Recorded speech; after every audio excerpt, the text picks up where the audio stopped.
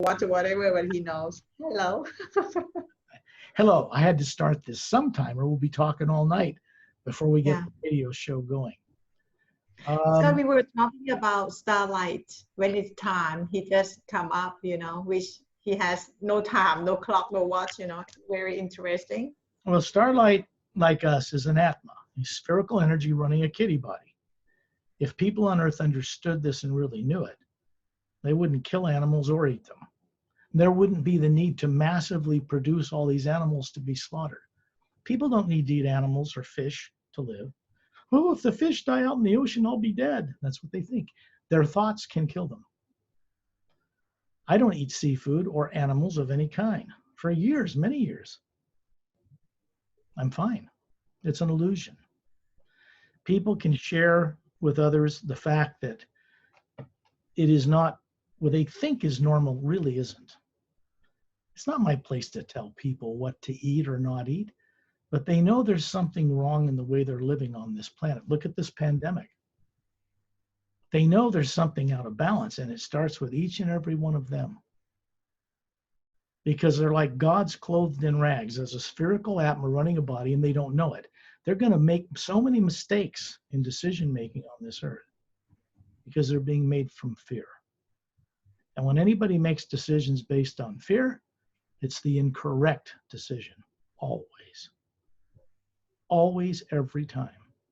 Fear is negative. It's artificially created and implanted in people. And when you base a decision that's important on fear, you create negative repercussions in space-time. And this omnipresent living energy, this you, will simply create it for you. This thing people pray to, divine spirit, without really understanding at all what it really is, isn't some Holy Ghost kind of thing out there they pray to. They don't know what it is, and they want it to give them favors. It's an omnipresent living energy that surrounds all things.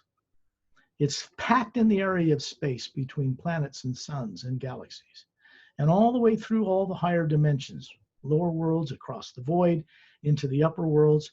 It's one energy field, operating on different levels where matter in each of the planes, molecules and DNA and all that, and atoms make up different time rates to create different levels of divisions of creation. In a way, it's higher science. When people imagine anything in this living force, it is a co-creator with us, the spherical part, which is just like the divine source, the prime creator itself, made of the same energy, individualized like a drop of pure water in a big, vast ocean of it. That ocean exists many planes above what some Buddhists call the void, which is just a barrier between the upper realities and the lower dimensions of space-time. Every single Atma inherently within it has the ability to understand this. Not a brain and a body living on one planet. No. You didn't learn anything growing up in school or from spiritual teachers or gurus or anybody else about the nature of the structure of the multiverse, because it isn't taught openly on this planet yet. So people don't grow up with any understanding about almost anything here on this world. This world is not like most other worlds. And most other worlds aren't as backward as this one. You got people assuring themselves that their religion is the right way and everybody else is wrong. Can you imagine a number of extremely, let's use the word spiritually advanced and technologically advanced races coming here, human and other races, coming down to help transform this world, and people will insist as soon as they land that they worship a savior or worship Muhammad or worship Buddha or do this or do that or else. Many of the politicians that run the world have this training in either some form of religion here or belief in that or this that is subconsciously carried over in their decision making, even if they don't go to church. And people from other worlds have to deal with that insanity, that lunacy. The governments and countries and people and religions can't even get together or work with each other on Earth because they don't really know what they believe in. They just believe in it. People from other worlds, especially the more advanced ones, actually understand and know what it is they're dealing with. In order to traverse vast areas of space in the physical universe on craft, they have to know what that energy is. 0-point energy, toroidal energy, the energy of the universe. They have to know what it is that isn't made of atoms and how it works. If they want to traverse and go beyond the speed of light, traverse space-time and all this, more advanced races understand the mechanics of how this works. They understand it is not molecular energy. It's energy, and they know that it comes from higher dimensions, but they really don't understand it, especially on Earth. So it's important for people on Earth, if they really want to play among the stars, if they really want to go home to the source, to co-create with the source itself, which is what every single individual human being is destined to do, not the body, not the brain. What they really are, that's running that. The Atma is the energy source. Without it, the heart, brain, and everything would just sit there and decay and drop dead. It wouldn't even work. The body doesn't have its own energy. It has to come from something else that's connected into that body to run it. Once it's a baby, once it's an adult, somebody's running it. Somebody's running this cat, Starlight, who's asleep at my feet. When we start the radio show, he meows at me from all the way downstairs and comes up here. He's telepathic, he knows. Usually he gets up here on the back of the chair, goes to sleep, and joins us on these journeys. And he's a cat. He has no problem getting out of his body. And he's asleep now. He's already waiting for us above the planet Earth, out in space. I say that to people on a radio show and they don't understand that I really mean it. We're really doing this. People that go on these journeys, often at first they know it's wondrous, but they don't really believe it's real because they've been brainwashed to think like a physical being stuck on a planet with no memory. I don't blame them. But they do have the ability to recover this, and my work is to help them do that. That's all. I didn't come to this planet to play games with people. I came here to help, part of a vanguard of a vast host of beings to help change this place, but not as tyrants do, not forcing anyone, helping them recover their own native state of awareness as an Atma. Politicians, Queen of England, I don't care who they are. Classified people, doesn't matter to me. I've met lots of classified people. And most of them are good people. They're being lied to too, by even more classified people, It's departmentalized. So they're looking for truth just as much as anybody else. You cannot take a planet like Earth out among the stars and play with other races, carrying all this prejudicial, biased hatred and anger and religious nonsense, political dishonesty out there, because the beings out there know it. They're not going to tolerate it. They never will tolerate it. There are peoples in this classified space program, people on Earth that know this now, that they're not going to be allowed to play out there the way we are. So they're trying to find ways to change, to disclose the truth to people and not get lynched. If you're going to have people rioting in the streets over toilet paper that isn't even scarce and create an artificial shortage like they did as panicky, childish people, they think they're protecting their families, but they're not. They create that shortage, and if they were allowed to run wild, they would create all kinds of shortages and everybody would die here. Governments have to step in and stop them. Regulate some things and get people to cooperate, whether they like it or not, so that we can get through this and move on to greater things. It's a terrible thing that people have to die from this. Most people don't, but some do. This is indicative of just one thing that can come our way unexpectedly on this planet. And we are all responsible for what's happening here. You can't blame anybody, throw a stone at the devil or anybody else and think you're constructively doing any good, because you're not. You're doing that, people just remain in the dark. They won't accept responsibility for anything. Pollute the hell out of the planet till you can't even live on it, and then think God disabandoned them or something. What people don't realize is that they are part of a source behind all life, not the body, what they really are. They've been deliberately made to forget this. When they recover this ability to know again, all the wisdom of the universe falls into place, and they begin to work on becoming co-creators with the source behind all life, which is our true destiny as human beings and other beings. Not just us on Earth, by the way. Oh no. There are trillions of worlds out there and trillions of galaxies and dimensions beyond imagining. And there's life in all of it. We're just living on one little planet with a whole bunch of unconscious people running around like lunatics with no memory. They don't remember how they got here. They're stuck in bodies. They think, well, when I go to heaven, then I'll know. There's no guarantee they're going to know any more than they know now when they die. Because the fact is, whatever they imagine and feel when they die is where they go. This omnipresent force they're praying to will simply take them wherever they say, hey, I'm afraid, I want negative this or that. And that's where they'll go. It's unbiased, what they pray to. It's a teacher. You know, in this world, we're coming to a point where we're at a crossroads where this world can take its place among the stars, and the physical universe alone, I'm talking now, and play with beings who know they're not their physical bodies, that run around in spaceships and can move around the universe out of bodies or with ships, either way. And there are many races, countless races of human beings that can do this, but not people on Earth, because they don't even think it's real yet. You know, when they pass away, they're going to be forced to leave their body, whether they like it or not, and admit they're still alive. Well, that's kind of, you know,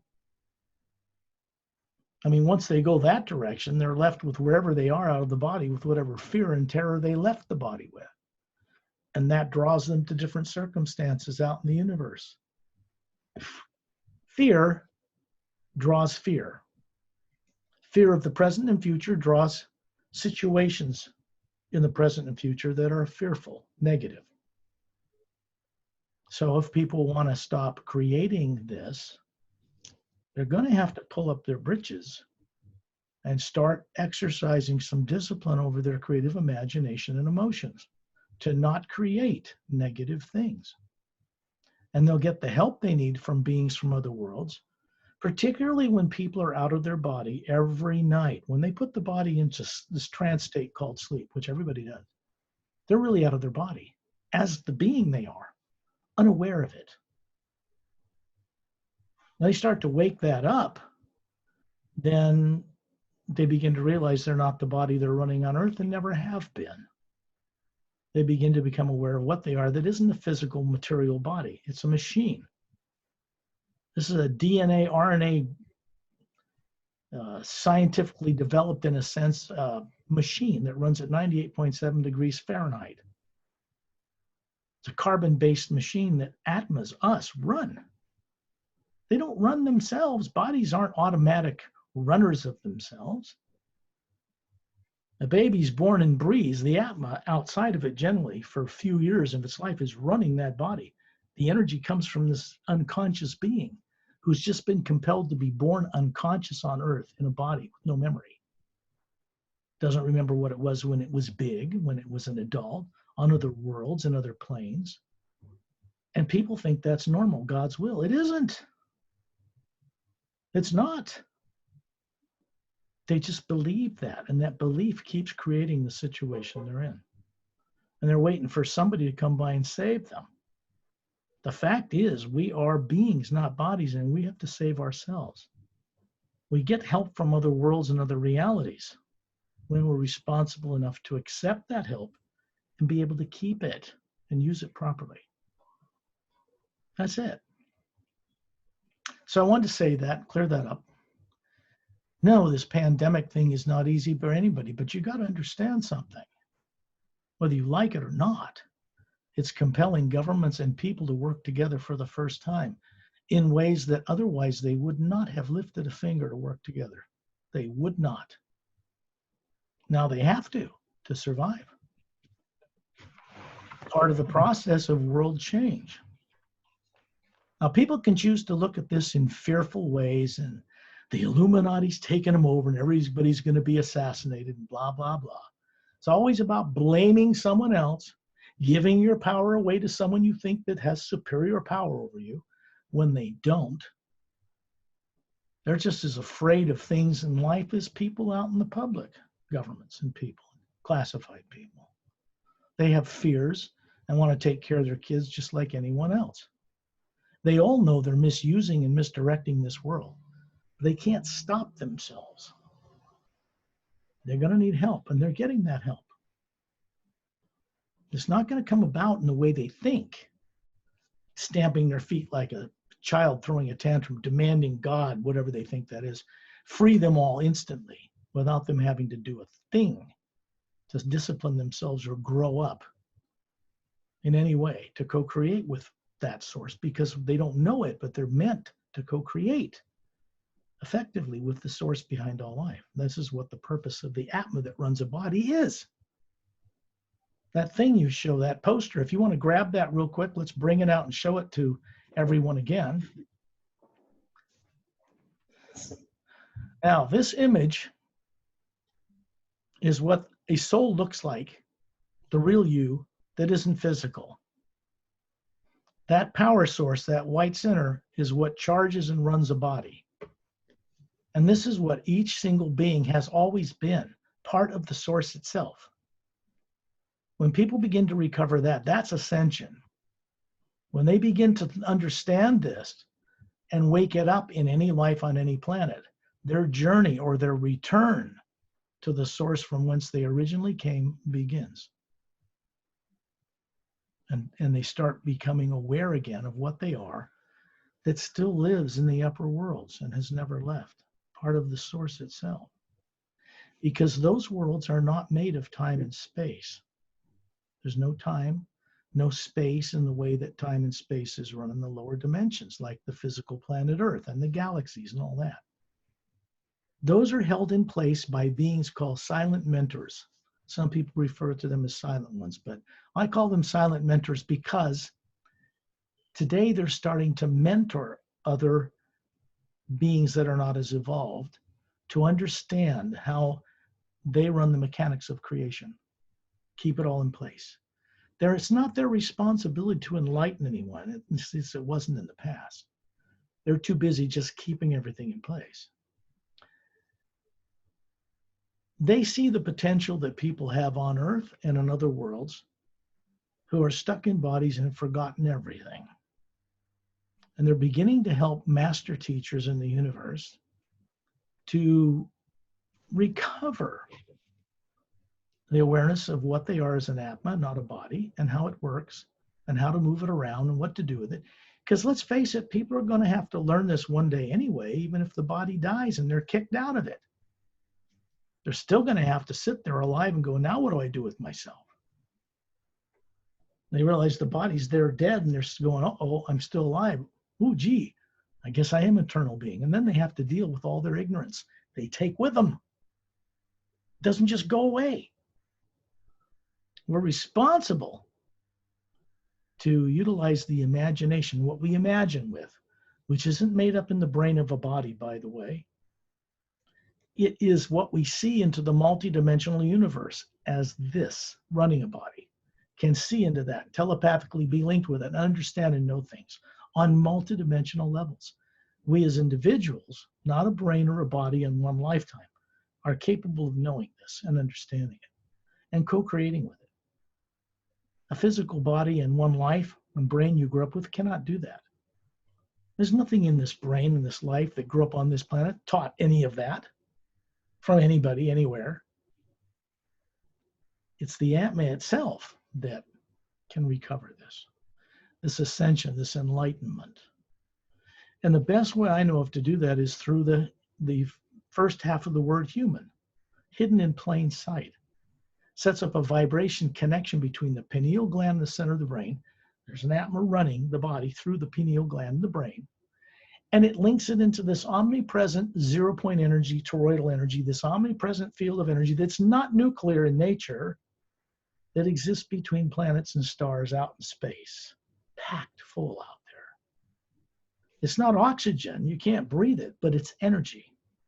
When you're out of your body above the world and you look at it as the Atma, you see it as a white golden light filling the void of space. It's not black like you see in a Hubble Space Telescope time-lapse photography of other galaxies. When you see those, physical eyes on Earth have a limited range of seeing into light and sound. And they see it as black because they can't see into the higher frequency. Out of your body and look at it, or when you use instruments that allow you to see higher frequencies, then you can see it. Physical bodies on Earth, physical eyes can't.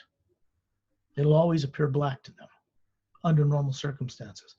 But when you get out of the body above the world and look at it for yourself, which, let's face it, people get out of their bodies and go all kinds of places when their body's asleep at night, but they don't bring back any memory of it, or very little, because they're not trained from birth to do that on this planet.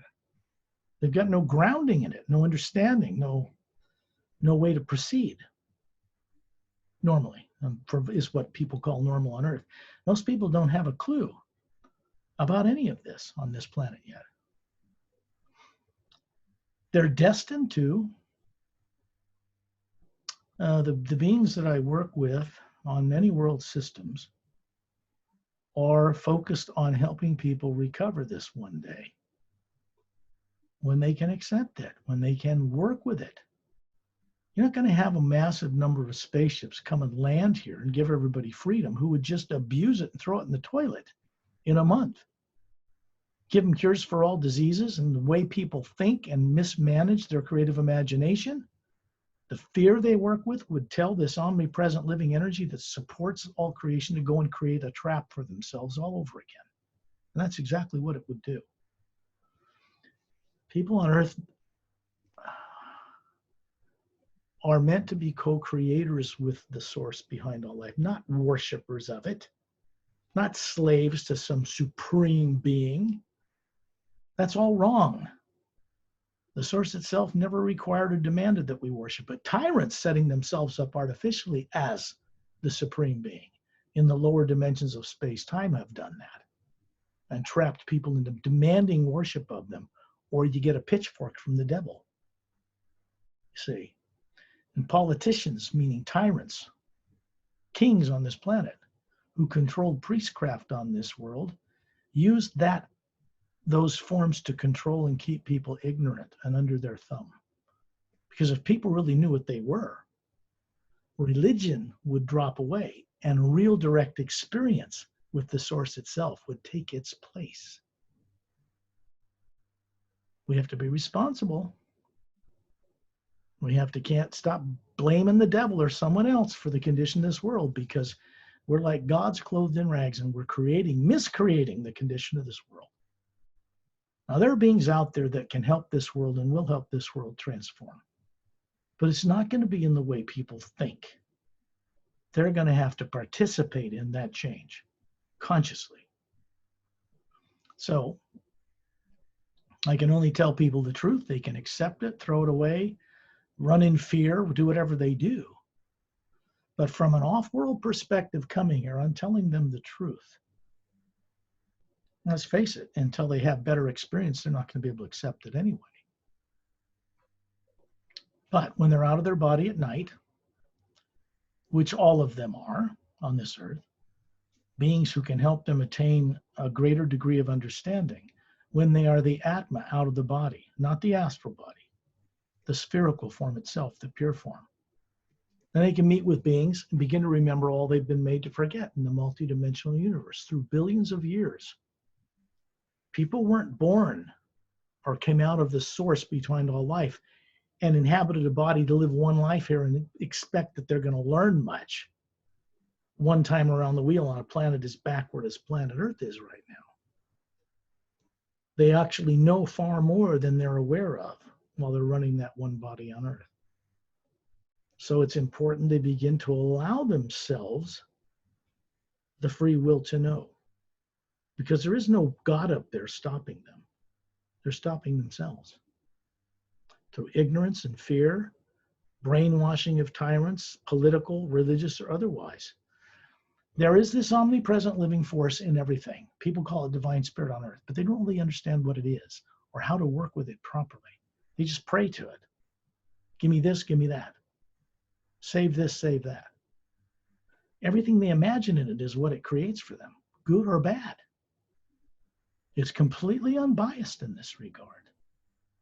We're meant to become responsible beings so that we choose of free will through consciousness to only use the creative imagination that will, in ways that will be of an uplifting benefit for all life, not just life on earth, all life.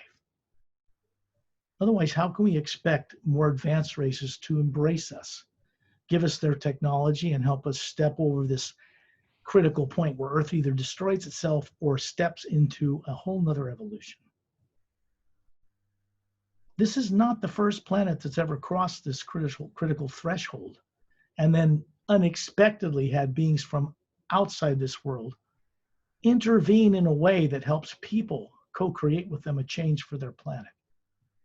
It's not the first time. It's being done in a unique way for Earth because of what I call the new ray, which is a new kind of consciousness moving through this thing people call divine spirit that didn't exist before, even in the upper worlds, in heaven and all that, that motivates people to drop fear, the experiment of evil, which is a failed experiment in eternity, and to embrace what this energy inspires in them, which is to create with the imagination and their feelings that which will be of benefit to all life. And to be of benefit to all life, to fulfill this requirement to be free in creation, they have to know what all that life is out there and on the different dimensions. They have to remember it. You can't respect what you don't remember. And if you think you're supposed to worship a supreme being, you're being misdirected by a tyrant somewhere, because the real source, beyond the void known to certain esoteric groups on Earth, up in the upper realities, that source never required anybody worship it in the first place. We are required to respect it, each other, and all life. That leads to freedom, and nothing short of that will do it. Okay, so pandemic. What is it? People have been dying on this planet and being born all the time through one way or another, or some disease or old age or whatever, or even the flu or cold if you have secondary complications and you're vulnerable that way. This is, let's just say it's a manifestation of people's misuse of the ecology and air and water and environment of this planet. All people, governments included. And it comes out of not being caretakers of the environment we live in properly. One way or another, it comes out of that. The constructive side of it is that it compels people, whether they like it or not, to work together for the common good. Governments have to step in. They're compelled to stop people from rioting, from panicking and hoarding things. That creates artificial shortages that would kill the people doing it and their families. It would lead to them creating more shortages, and then nothing would work, and it would all end. Governments understand that. It's people that compel them to act, to get them to discipline themselves and pull back, be patient, work together, get over this thing. And then all the infrastructure now is being set up around the world to deal with something like this much more efficiently and effectively than anybody was capable of doing this before. There is a constructive side to it. Now, whether people believe that or not doesn't concern me, because they're going to have to go through it, whether they believe it or not, whether they're terrified or not, or whether they think it's an Armageddon or not. That concerns me not at all, because they're not going to get off that easy with an Armageddon. Blow it up so they don't have to deal with anything. Beings from other worlds are not going to allow us to blow this planet up. I've mentioned this many times to people. There are classified people on a higher level in this world who understand this. They're just not telling the people yet that they can't blow it up. Because they've tried and their launch computers were shut down from space. Those people don't want to run governments here. No one would want that awful, awful responsibility. Can't get one government to work together with another one properly here, or one religion or one belief system or anything else. You can't get two people to work together properly in the UFO and disclosure communities. They won't. For the most part, they're just all out for themselves. I don't blame them. I know what was done to them and why they're like what they are. So my work I don't associate with any of them. I don't co-create with them because I've tried years. They won't work together. They're divided and conquered already. They don't even know it. So I work with beings from off-world who didn't grow up in this society, that aren't trapped by all that conditioning. Because quite frankly speaking, the mass of people on this planet and governments are not going to be able to change the direction of this world in time to save it by themselves. They don't have the awareness of freedom from fear enough to do that and make correct decisions. So they're going to get help from people who aren't native to here. Fact of the matter is, nobody living on this earth is native to this planet either. No race evolved here on this planet out of some amoebas from 1 billion years ago, out of fish that learned to walk upright. That's all theory. There's no proof. Human beings in this state evolved out in the galaxy billions of years ago, not on Earth originally. So you're never going to find the missing link on this planet. No matter what anybody tells you, it's not here. You won't find it on this planet. People were brought here usually as slaves over many millions of years in different scenarios. Both good beings and different tyrants under treaty brought people here to mine, to do things, set up cultures. And the poles would flip and destroy everything cyclically. And then they'd all leave who could leave, and leave slaves behind to procreate, unconscious, shut down, manipulated. So we have this population of people in all races living here who didn't originate here. Asian people didn't originate on this earth. Caucasian people didn't. African American people, what they call African American, are not native to this planet. None of us are as human beings. Why do you think this planet has so many different kinds of races in one atmosphere on one world? Does it really make sense that evolution and biology just mutated all these changes on this planet? No. The differences in human beings as we see them are characteristic of beings that live on many world systems where there's just Asian people, or just Caucasian people, or just black people, or blue people, or people with violet eyes or red eyes, or there's so many beings out there, it's quite amazing. Most of them are pretty neat, pretty kind, pretty evolved. Not all, but most. It's practical. People that think there's no bad ETs are delusional. They're just convincing themselves it's all good. The world as it is does not show that. It shows that we've had influences here, both good and bad, from beyond this world. If beings hadn't policed tyrants out in space all along, from space, bigger organizations of world systems, tyrants would have killed 3/4 of the population of this planet off through Hitler. They tried, and they were stopped, but not from Earth. They had help. So, when I say to people, I don't worry about nuclear war, it's because of what I know. I don't live in fear of the present or the future. I'm not worried about this virus. If this body perishes, I'm fine. Why would I worry about that? I do what I can, and so should everyone else, to protect themselves. Don't congregate in groups. Let this virus die out.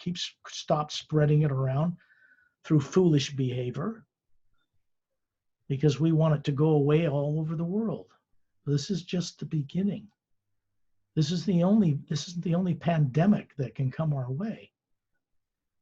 We can't set off nuclear bombs and explode hydrogen bombs, hundreds of them in our own atmosphere, and not pay the price one day. Because those radioactive elements are all over this earth. And they affect things in a negative way. And we're going to have to clean it up. And we'll get the help to do it from other worlds. But not until we're ready to be responsible to clean it up, because people want to. They're heading in that direction. There needs to be a lot more raise in vibration and awareness here before people can come here from the stars and land all over the planet and be accepted to help them. They're not tyrants. They're not going to force their way on people or run governments here. They want governments to get along and work together, people to grow up. And the planet's at a point where it can make that leap, or it can self-destruct. The way the world is now, you don't need a nuclear war to end life here. The pollution in the atmosphere and water, everything that's there now can do that all by itself. And I don't see anybody putting money or time or energy collectively on this planet to solve this problem. The pollution they're creating every day. This disease is just stuff that mutates and gets out of control because of how polluted the place is. It's not an unsolvable problem. There are beings and things out in the universe that have this old technology to them.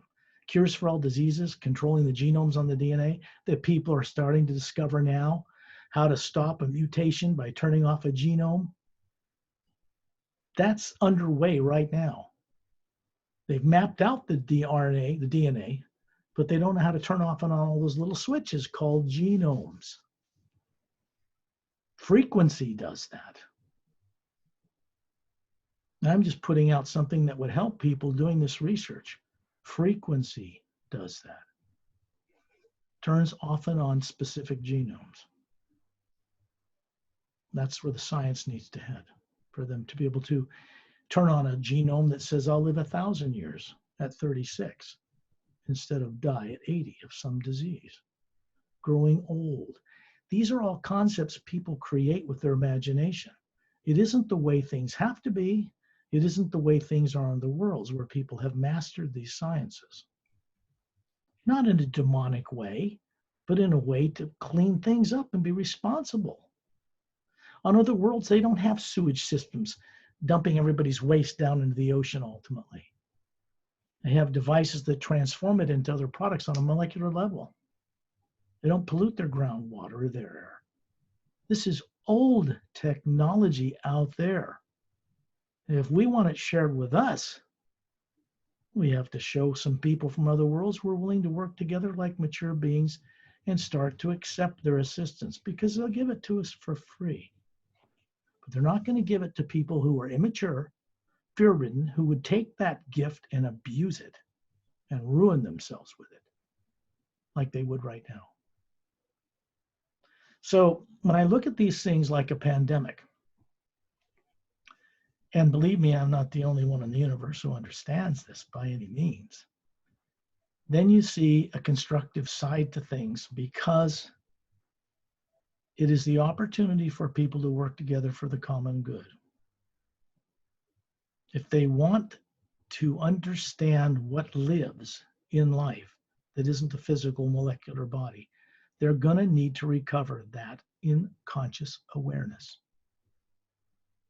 If they want to be more advanced like people out there, they're going to have to step up to the bat. This is a quarantined solar system. There are races out there that govern, not letting lunatics from Earth run out there with all their biases and prejudice and religious arrogance, political arrogance, and go out there and throw it on other people who are far more advanced than that, who understand how to work with this zero-point energy in the universe, who understand what the source is, who have more consciousness about it, and actually understand it. Most of them don't work on faith. They work on direct knowing experience. There's a big difference. Faith should lead to direct experience. If it doesn't, it's keeping people stuck. Well, that's truth. I mean, that's just straight out, flat out, universal truth. I would love nothing more than such light and sound of awareness to penetrate the world's religions, that people suddenly wake up and realize they're this spherical thing people call soul. It's really called the Atma by more advanced races. And what it is a real shape and structure to it. And it has capabilities in eternity to co-create with the source. That's the purpose of it, really. So we want to get people aware of this in general. They can take it into their religion, whatever they believe. But the hue is the first sound behind creation, part of the word human. It cannot be possessed, copyrighted, patented, or owned by any group or organization on this planet or any world or any galaxy or any dimension. It is the omnipresent energy itself supporting all that you see as material. And we are telepathic beings capable of connecting into it and knowing things again. But not just through faith and belief, but through really knowing. This world is at that point where it can go into a wondrous future or cease to have life here altogether. It would not be the first time all life has been extinguished on this planet, by the way.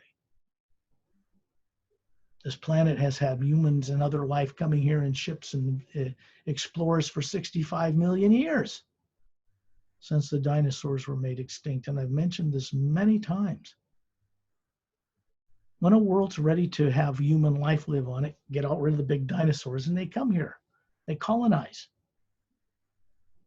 This planet is unusual because it's had polar shifts cyclically that's destroyed the whole landmass on the surface, killed everything. It has to be repopulated under treaty. It has to be more mammals and plant life here and insect. This abundance we see in life on this planet did not originate here, most of it. That's why we have so much of it here. People brought life here and experimented with it in the oceans and the air, see what would happen, what evolution would do with it. And sometimes they encouraged evolution by working with the DNA to eliminate mutations, to accent other things that make these bodies capable of having higher faculties of creativity and awareness from the atmosphere run through the brain and body that this human form represents.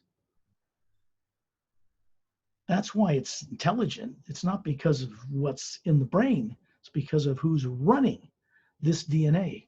And under the right conditions, a person can bring great enlightening awareness into this form, or at least pass it through this form. But it doesn't come from this form.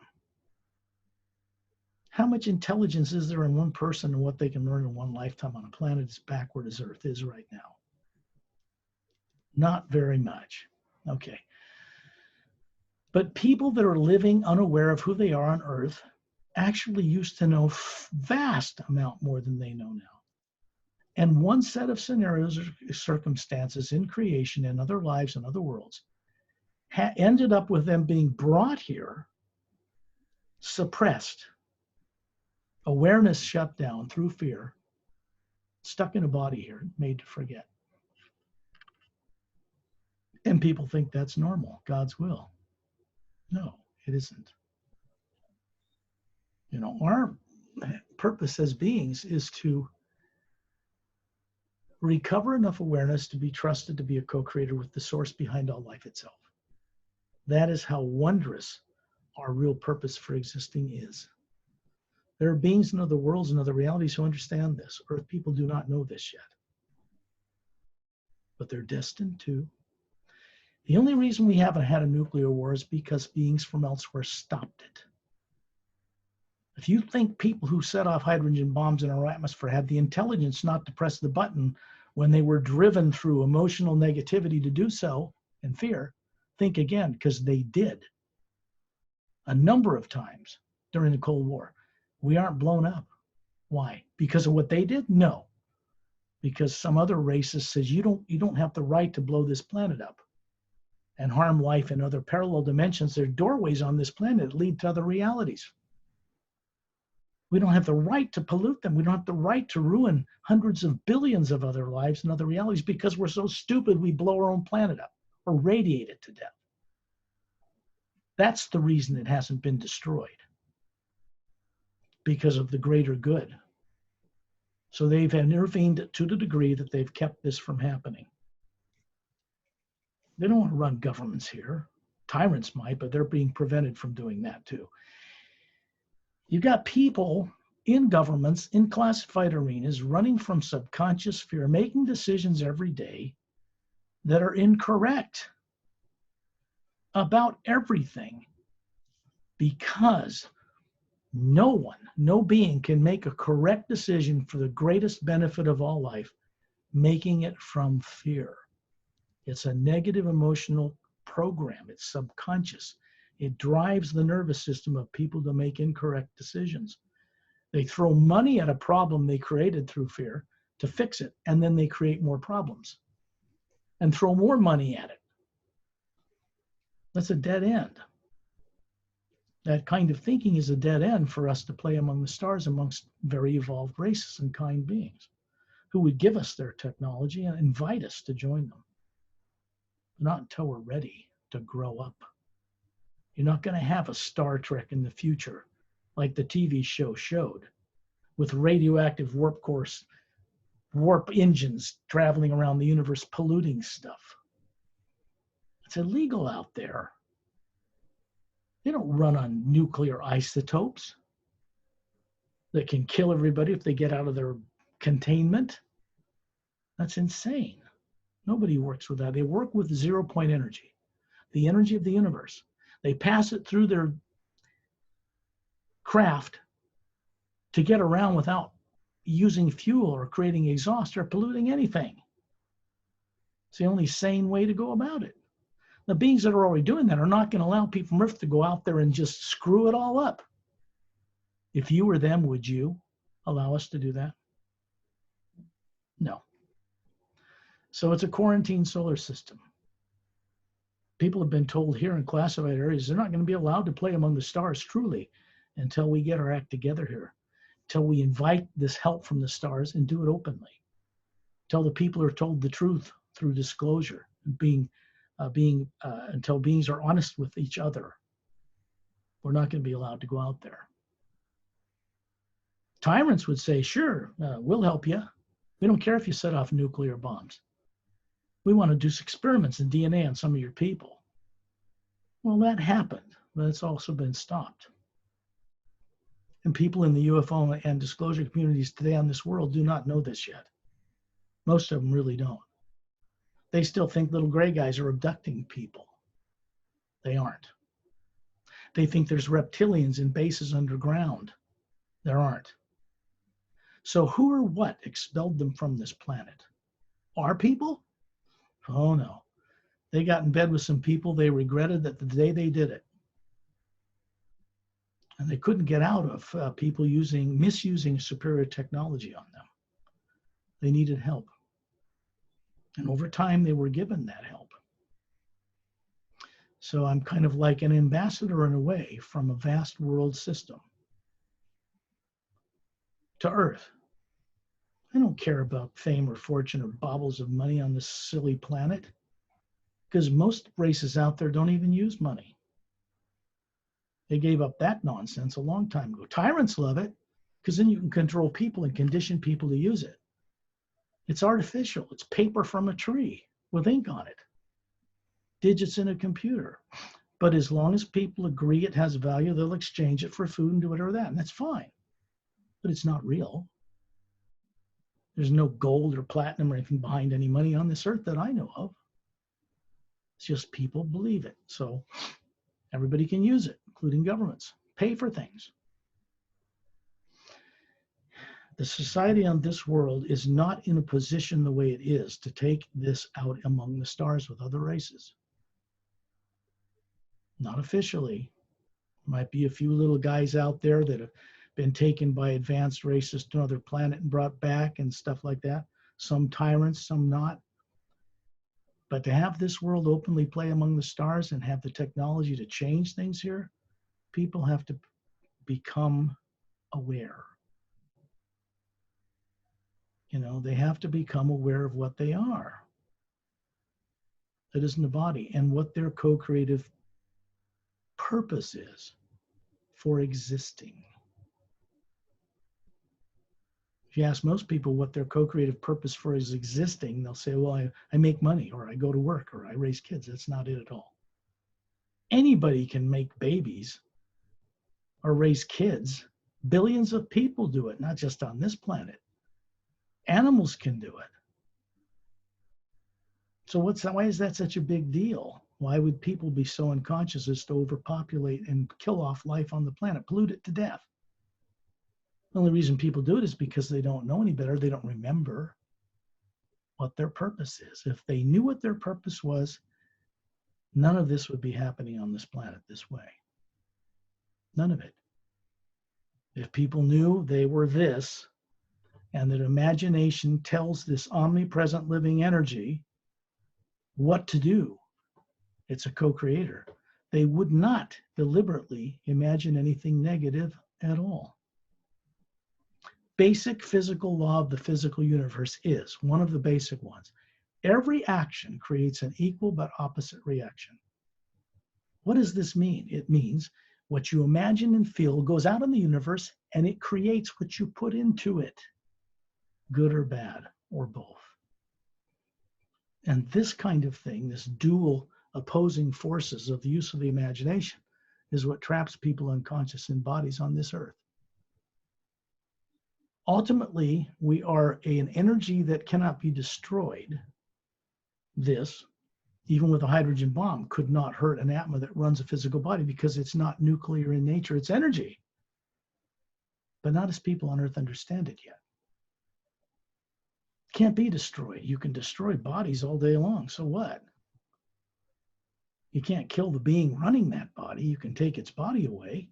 People can slaughter animals, and those are atmas running those too, learning how to they're learning how to run a higher DNA form until they can move on to running a human body.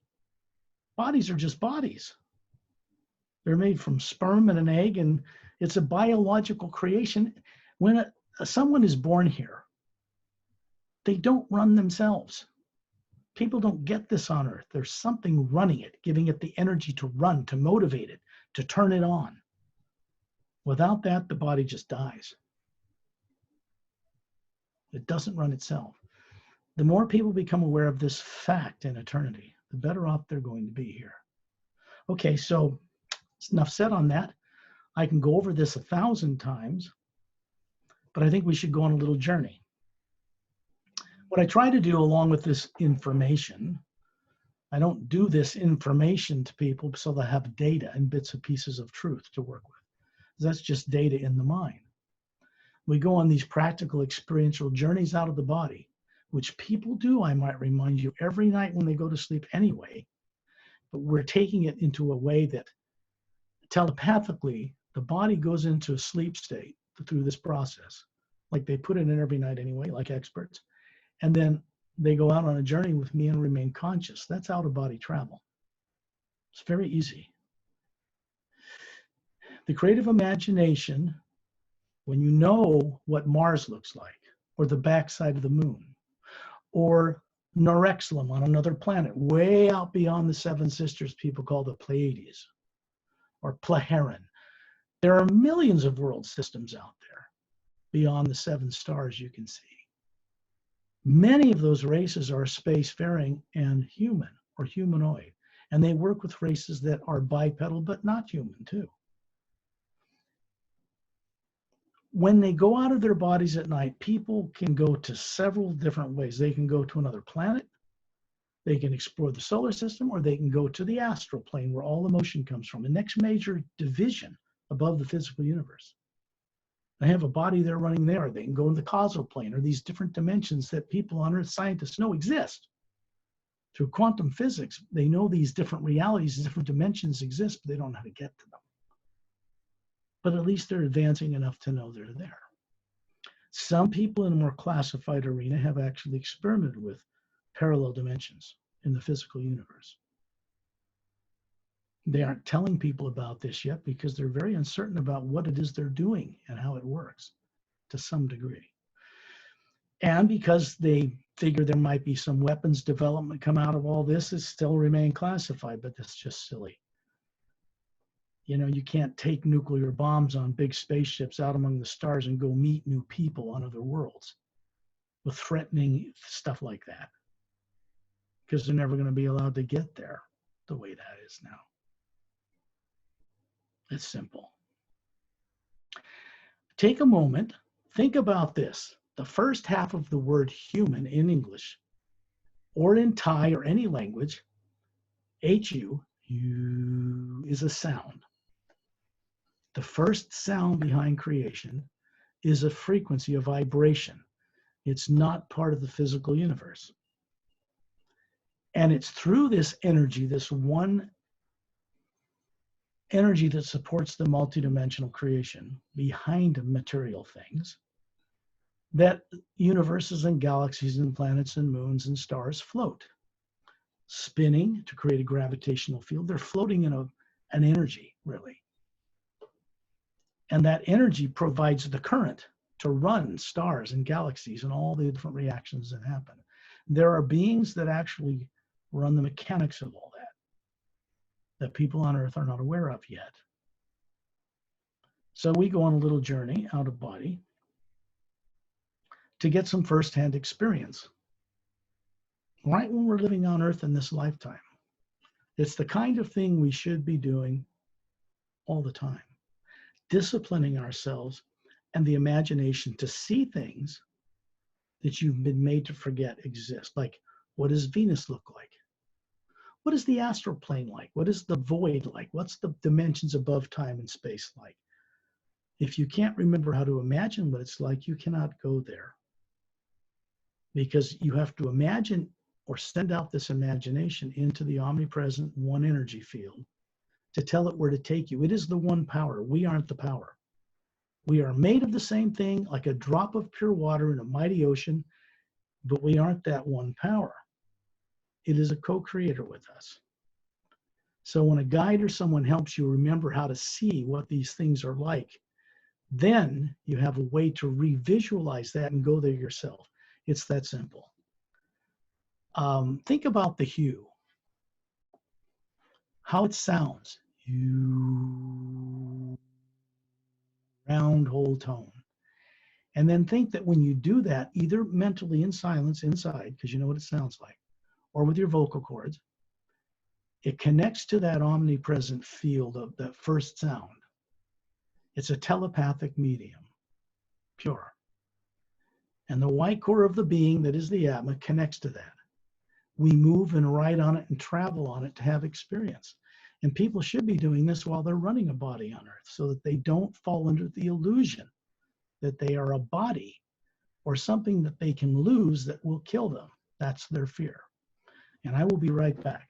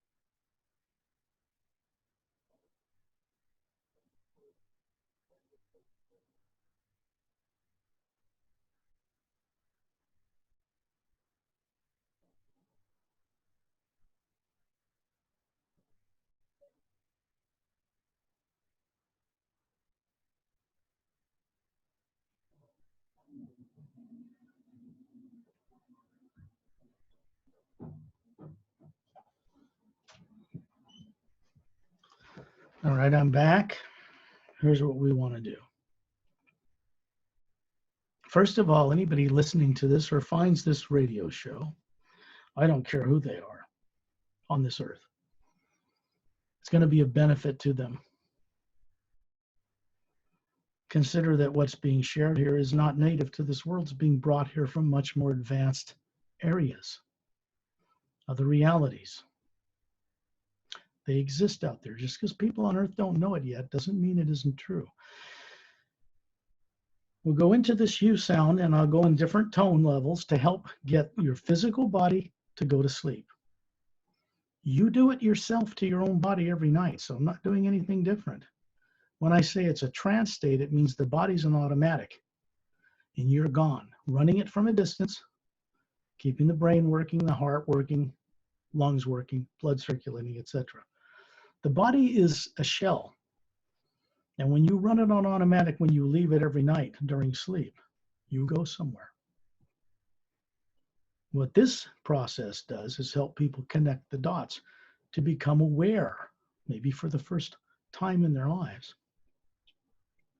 with what it is they're doing every night that they can't remember. They don't know how to bring it back here because they've had no practice. They haven't exercised the higher faculties of the spherical being that can know and see things in the universe, that's running the body they have on earth. This applies to every living being, animal, plant, mineral, everything that's on this earth. There are beings running all of it. Bodies don't run themselves. A baby kitty born amongst a litter breathes and has movement and life because some little Atma's running it somewhere.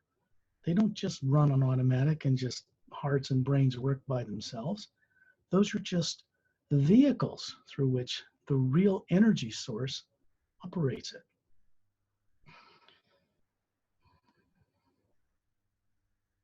Imagine someone you love and respect, you're grateful they're in your life. It can be a person, place, or thing, but it needs to be genuine. Something that makes you smile inside, a child's smile, a hummingbird, a waterfall, a mountain, another planet, whatever. Take several breaths, and when you breathe out, leave all fear of the present and the future, just for now, turned off with the sleeping body, so that you, the being, can go on a journey and begin to remember who and what you are and why you exist. I'll begin these tones now, and it will help your physical body go to sleep, your astral and other bodies as well. Most of you aren't even aware of what those are. You're running in different dimensions, but you will be. You.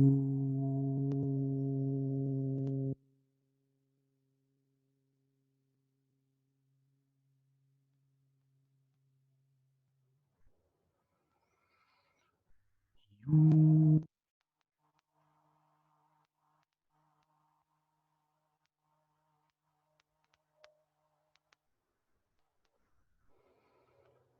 You.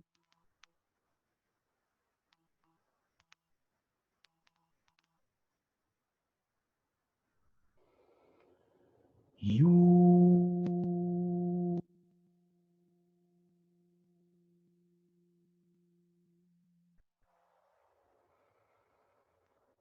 You.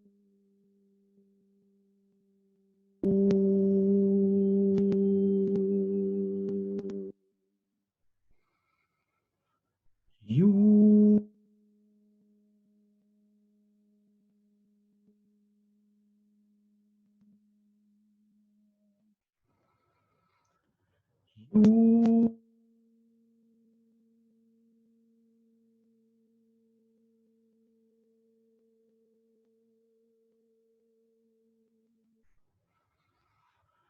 You. You.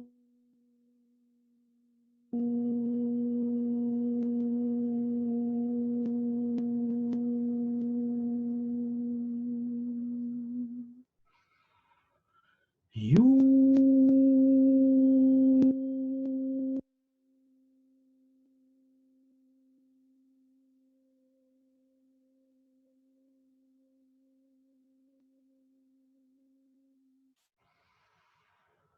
You.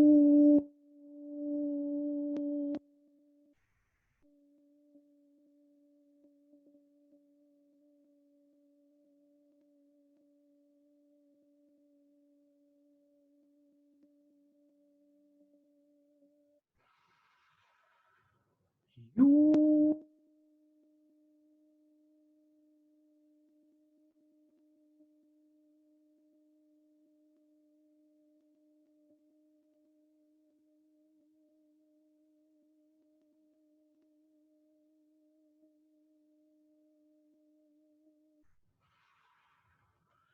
You.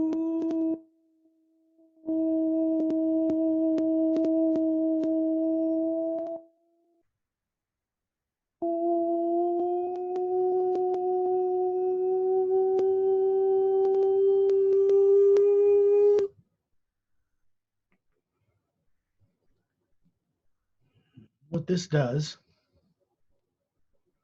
and this is through your true free will co-creative cooperation on another level, you're simply putting the body to sleep like you do every night. And then I have my own body in the trance state called sleep right now. And I'm able to run it and talk with you. But I'm really talking to you, spherical being to spherical being, while you're out of that body running it. So you can stay aware and listen to my voice, go see things you've been made to forget, how other worlds look, how it is to be in outer space above Earth and look at things, stuff you should be doing consciously. The Atma itself in the hue has a certain protective energy that comes along with this process. There isn't any negative being or force or power that can affect any of us while we're on this journey. Not satellite interruption, nothing. Because this one force, this 0 point energy, this toroidal energy, whatever people want to call it, that exists in the void of space, it is really not a void at all, packed full of this energy. And it is a white golden light, which you'll discover in a few moments.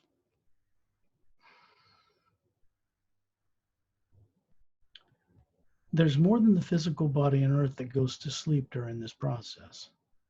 All emotion you experience on Earth comes from a life you're living in what's called the astral plane. By many esoteric groups call it that. There are 144 parallel dimensions in it, 144 in the physical universe, and so far up the dimensions. The body that you have running there is put to sleep by you, and in the causal, mental, and etheric worlds below the void known to many, a few esoteric groups on Earth anyway, many of whom believe there's nothing beyond that void, and this is quite incorrect. There are great dimensions of wonder above that, but they aren't made of positive and negative dual streams of energy like they are in those lower dimensions.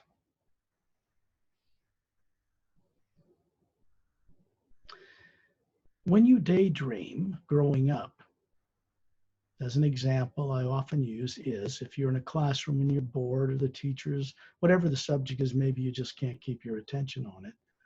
So you might be seeing the teacher and kind of listening, but you're drifting off looking at yourself skiing or climbing a mountain or playing on a beach or anywhere but in the classroom. It is not the brain or the eyes looking at the teacher in the physical world that is doing the imagining. There's nothing in the gray matter in the brain, in the skull of a human being, that has the ability to see pictures projected on a movie screen, like a motion picture theater, like a theater, where films are displayed. That imagination is what the Atma running that body can do from the white core of its spherical structure, looking out into the omniverse, the one universe, which is divided in many levels or dimensional realities, different time rates.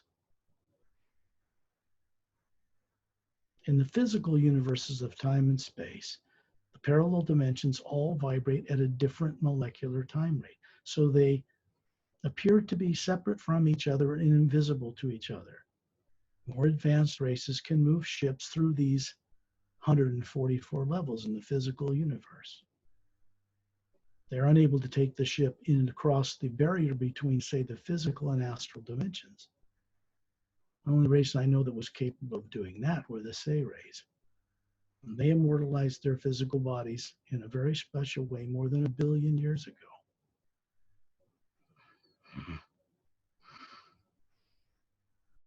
So, like daydreaming, you simply imagine being above your body, looking down on it, resting in a chair, lying on the ground or on a bed or whatever.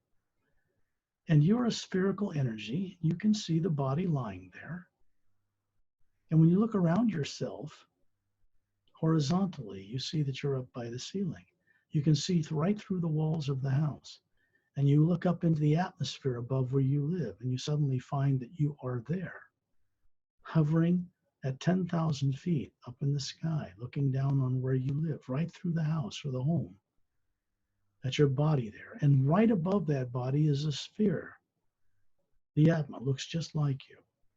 You're also at 10,000 feet. The Atma is not limited. It can be in more than one place at one moment. And then you find yourself looking up to the stars and wondering what's beyond the earth.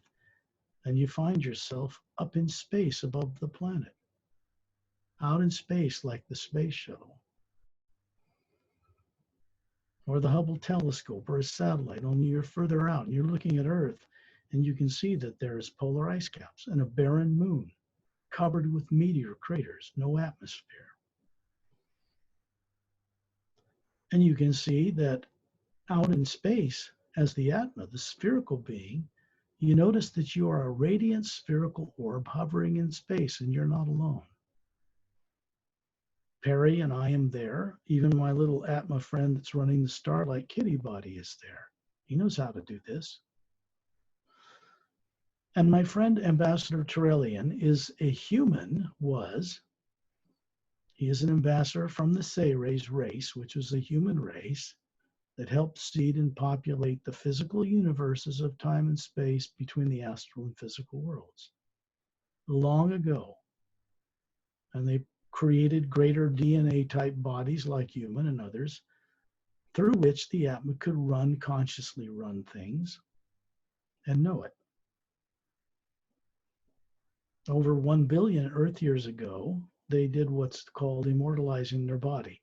In the case of the Sayres, they did not make their bodies stay at 36 years old, that kind of physical immortalization. No. They dematerialized their physical bodies as a DNA pattern and stored it in one of the teardrops on one of the levels of the spherical being they are. They live and move and have their being like us in this omnipresent field of force that exists in vast abundance between all things that float in it, galaxies and stars and planets, etc. Doorways between dimensions, parallel and higher realities. So when they go around the universe and they want to have a body appear before people, if they have the need, they will send out this DNA into the omnipresent hue, and it will manifest a body, temporary, so they can run it and communicate with people, and then dissolve it when they're done. They don't have the burden of running a physical body every day like we do until it passes away. We get our human DNA originally from them. So do many other races, human, humanoid, and others that travel the stars today.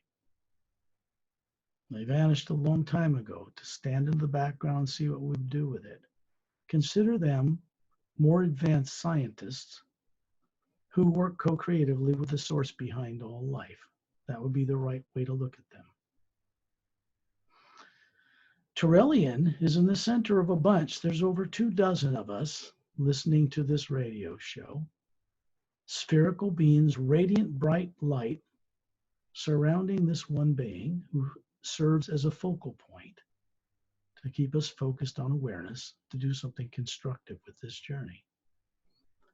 Turelian is manifesting his body form he had over 1 billion years ago to show you what he looks like. Otherwise, you see him as a sphere of light.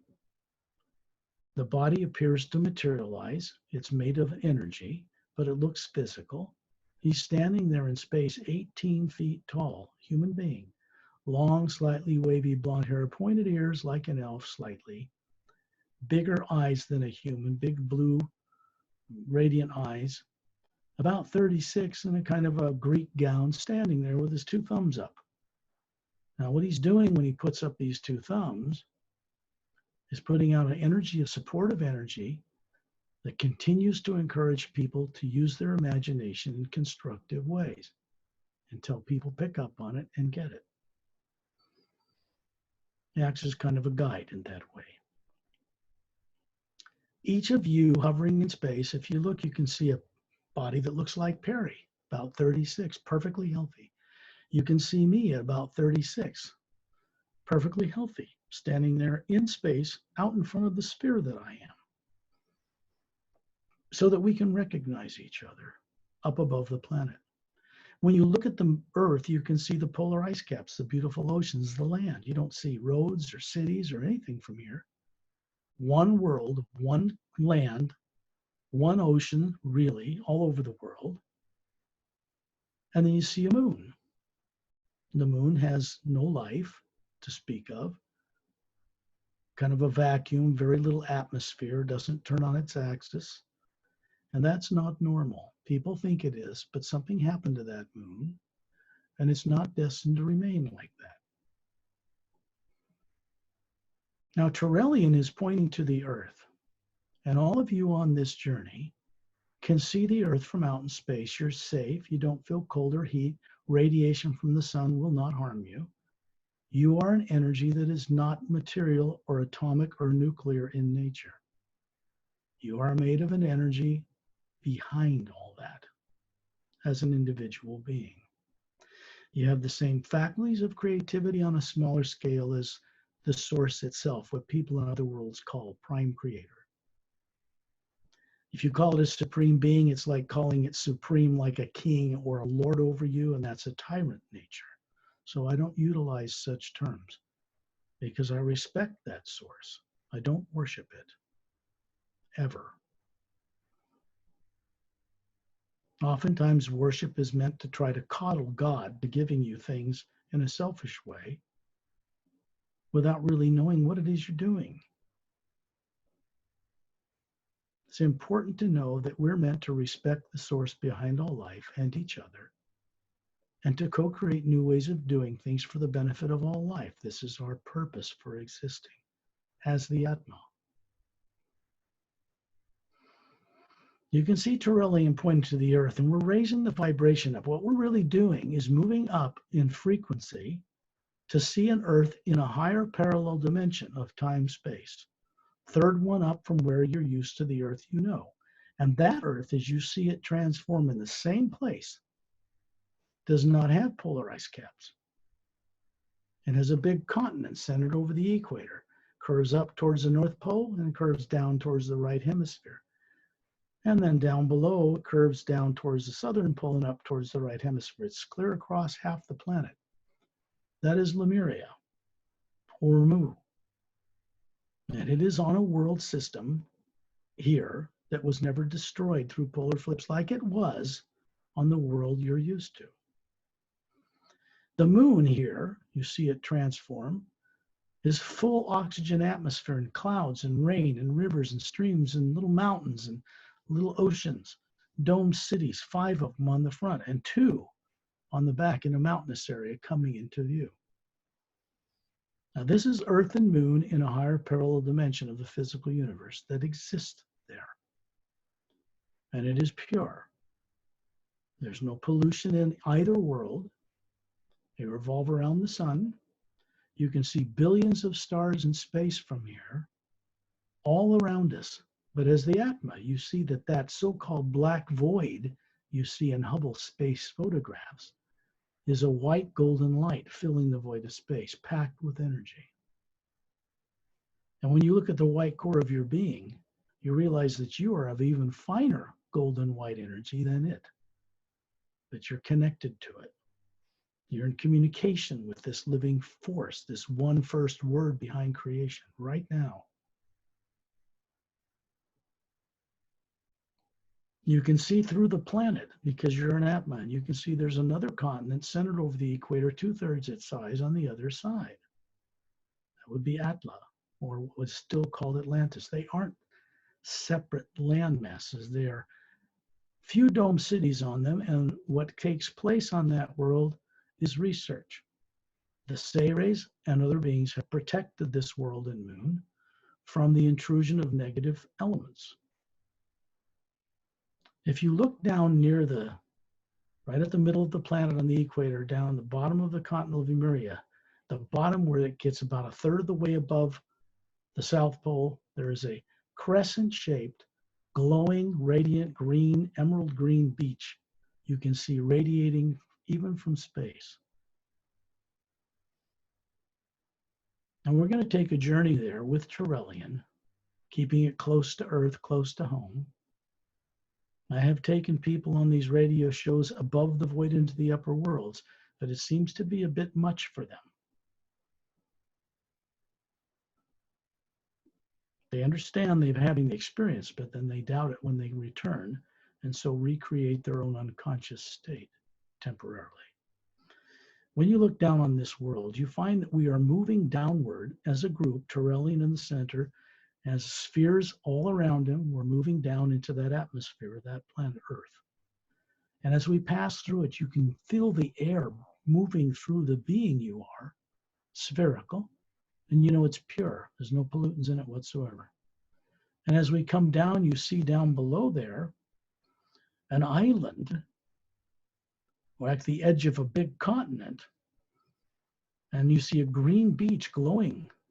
And we're approaching this beach, and suddenly you find yourself hovering above the curve, crescent-shaped curve of this beach glowing with green light about a foot above the sand. Tropical trees behind it, and in the distance you can see a single snow-crowned mountain, several miles inland. And to the left, down near a lower plateau, is a huge dome city built near its base. There are 3 pyramids inside it, in a triangular position, 4-sided, golden with quartz crowns. And there is a blue-green glowing lake in the middle, little ivory white dome dwellings and little white pathways. And off to the left is these 3 pyramids in a city area, small, and a semicircular mountain range in the background that was put there with waterfalls for the aesthetic beauty of the people who work there. When you look up at this mountaintop, you can see there's a waterfall cascading out of a cavern opening 2/3 of the way towards the summit. It's dropping straight down a sheer cliff face and disappearing in blue-green forest trees to begin a river that moves around this dome city and eventually winds its way through the jungle and out to the ocean. Above that opening where this waterfall comes is another man-made tunnel, kind of half-sphere, oval, curved edges, and little circular dome lights leading into the interior of the mountain. That opening goes through a change in vibration, technically, and comes out in a base built inside Mount Shasta in Northern California, an extraterrestrial, mostly human base, put there in 1908. When you look down at your feet, you see you are in bare feet. Now, this is a body form that looks just like you, but it's made of energy, and you feel your toes wiggling down into that warm, emerald green glowing sand. Now you pick up the sand and you see it, and you see it's made of little tiny polished round emeralds glowing. And it's an energy, a type of a charge, and you can feel your toes wiggling in it, and you feel an energy that is both warm and cool. Move up your legs. This is an energy body form that looks like you. The top of your head, and you look up smiling, and you see hovering above this form, this sphere of energy with a white core, and then it has a layer of teardrop-shaped faculties in a yellow layer, and then a orange layer, then a red layer as it gets in larger concentric circles, and then green, and then blue, then lavender and violet, and there's a golden white light surrounding it, a kind of a protective field. This is you. This is what you really are and have always been. You are running a projection of a human-looking body, about 36, in perfect health, that looks just like you, to experience this energy being transferred through it into the white core of your being, in a stream of energy, and it goes out to the green layer and begins to turn on some of these teardrop-shaped faculties that have not been used and have been turned off, or you've been unaware of using them for maybe many, many lives. When you look out behind you at the ocean, you see Tyrrellian, 18 feet tall, beautiful, about 36, standing up to his knees in the ocean with his 2 thumbs up, just giving you kind of a quirky little grin.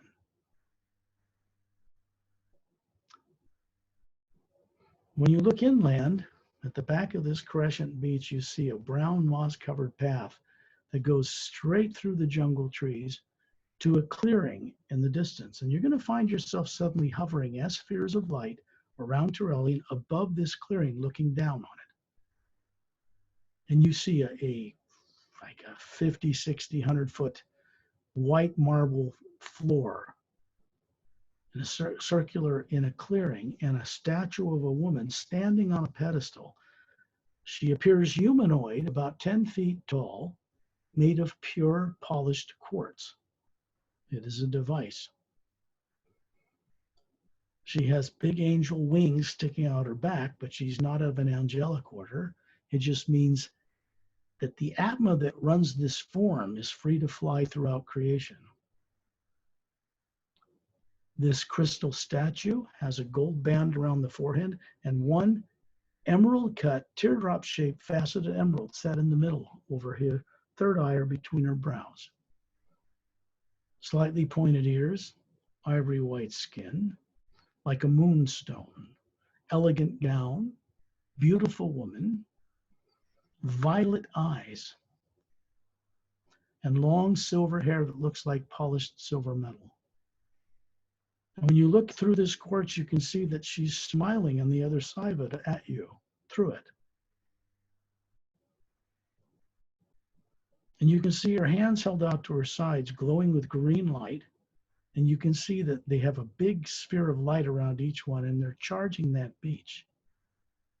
Now, this is a gift from a race from the other side of the Milky Way galaxy to this planet Earth in the third parallel dimension of the Earth you're used to, so people can come here and begin to remember who they are. They are from a race called Xiantranamus. They are on a planet on the other side of the Milky Way galaxy, Xiantranamon 1, and her name is Freshmuntus. It sounds a little Egyptian. You can see standing beside her in a green atmosphere. When you look into this quartz statue through this stone, you see that she's standing in the air in a huge soccer-sized stadium full of green light.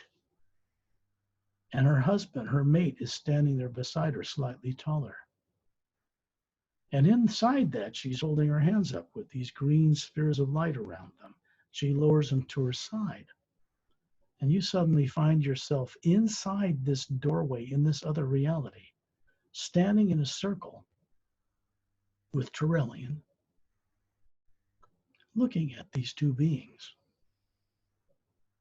You can feel the green energy is very uplifting, and it makes you remember. It begins to help you remember. You used to know such things long ago, before you were deprived it.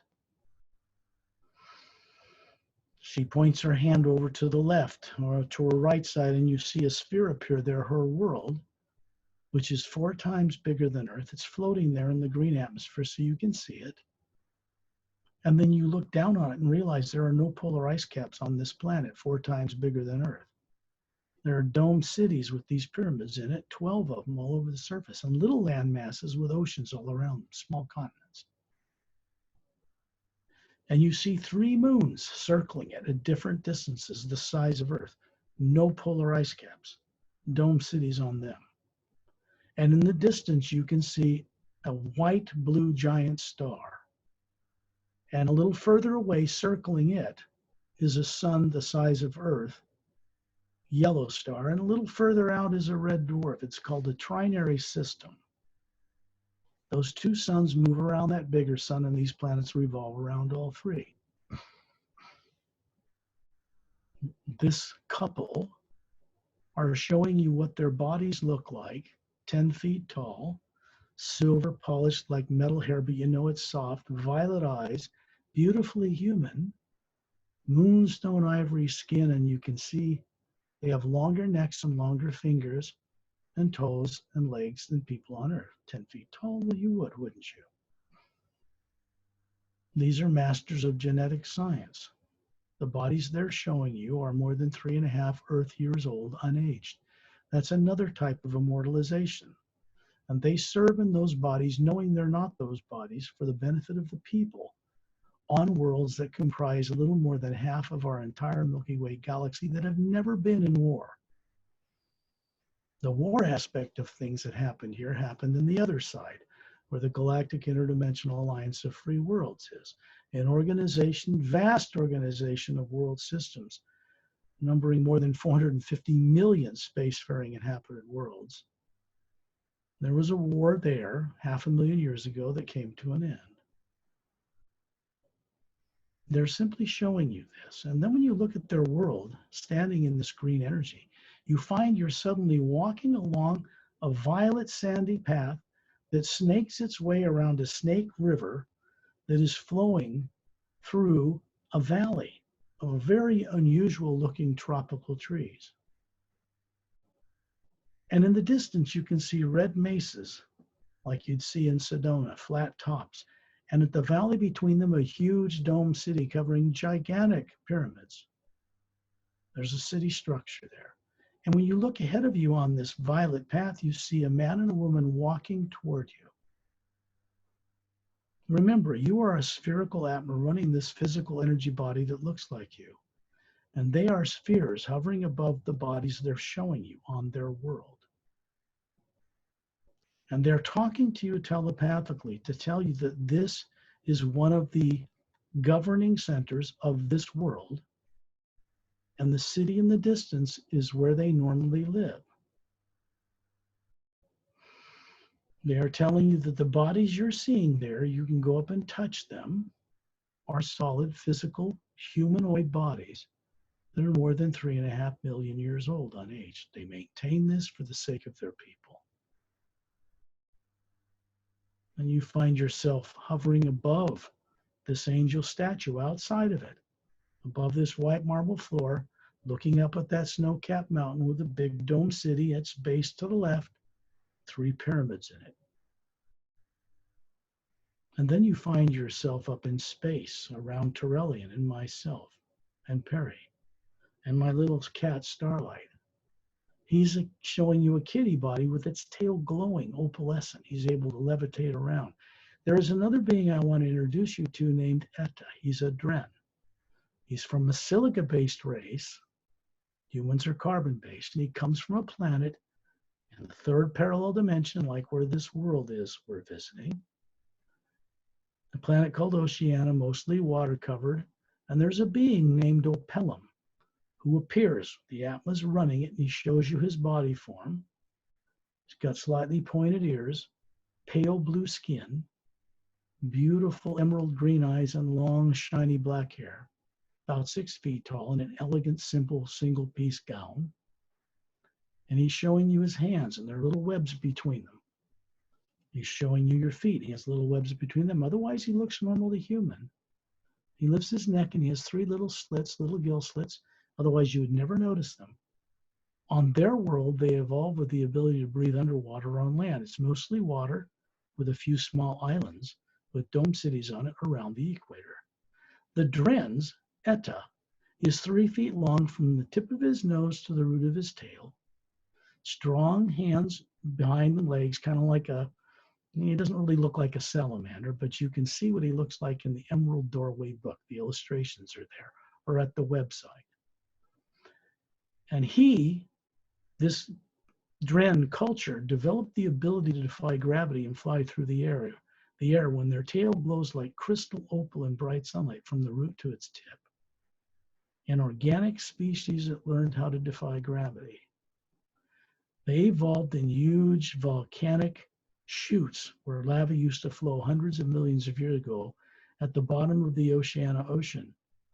The Oceanians who lived there, the humans like Opellum, have a symbiotic relationship with those creatures. It goes back 500,000 years.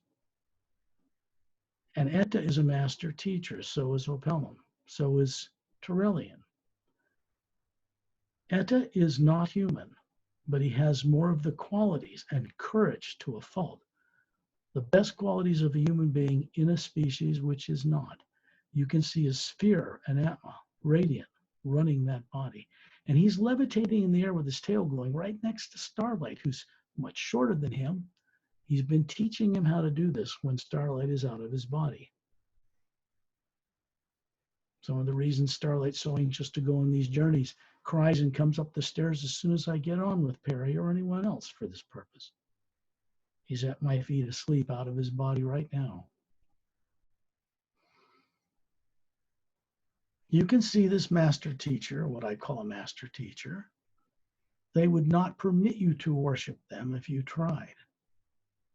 They require you respect yourself and them, and then they can teach many wonderful things to people like us, particularly when you're out of your body. Every night you leave your body anyway, so you might as well make it productive. Terrellian, who's still standing there in the middle of this circle of beings listening and going on this show, has his two thumbs up still. He drops his hands and he approaches each one of you. And you're looking way up because he's showing you a very tall physical form. Remember, the Atma that is spherical like us, a little brighter, maybe a little larger than us, is hovering behind the form he's showing you. And he points his forefinger towards the white core of your being, hovering above the physical form you're showing here that looks to be in perfect health, about 36. And you're going to see a stream of energy flow from his finger that is a white golden light, like the atmosphere that surrounds us in space, above this parallel dimension Earth in Lemuria on its surface. And then you're going to remember that you used to know, as an Atma, such wondrous things as what you're discovering now on this journey. He's simply providing a certain encouragement. He's not invading your space or reading your mind or invading your thoughts. He's simply purely communicating to you telepathically, being to being, for your benefit. You feel this energy he's sent to you go into the white core of your being. And when you look back at Earth like the one you're used to, you can see the sphere you are, the Atma you are, hovering above that body. And you can see this white golden light stream in a tight little beam gently down into the top of your head, through the pineal gland, the center of the brain, out through the brain, lighting up certain brain things that haven't been working, and then it moves on through you for the benefit of others. You can hear the sound of the hue when you're at this Atma hovering over your body. You can hear it moving through space and time.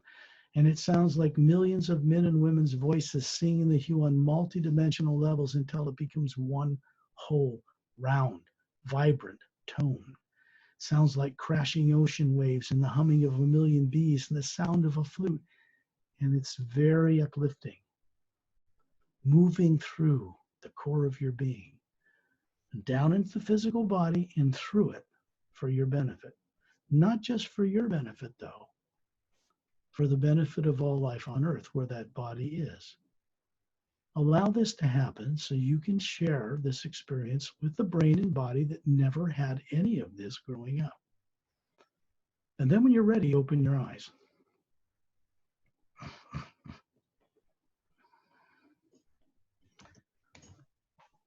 Hi, Perry. Thank you for... Hi, Scott. That's the way this works. It's the way people get around the universe who are more advanced, who allow themselves to know again. So anybody that's actually stepped into the journey like this has had the courage enough to defy all the subconscious brainwashing they've been through on other worlds even before they were born here. Enough so that they can do this despite something that tries to tell them not to, or else. A subconscious terror. They could be eaten alive or killed again if they try to wake up who they are. I want to try to share with everybody here now, the terror of that threat is an artificial subconscious fear-driven program. The threat is no longer in existence on Earth or off-world. That's been taken care of. Tyrant races are now policed and quarantined out where they live, and they're going through a change. So it's important for people to remember this when they're exploring the hue. I will state this for the record. There is no negative nature of any kind whatsoever moving through or part of the hue itself, the first sound behind creation. That all came about, positive and negative, in lower dimensions long after we were already in existence as Atmas. So how old are the people listening and going on this journey? Older than time and space, and they don't even know it. Or what their potential really is as a human being. When I say human being, I'm talking about the human or woman being the sphere, not this.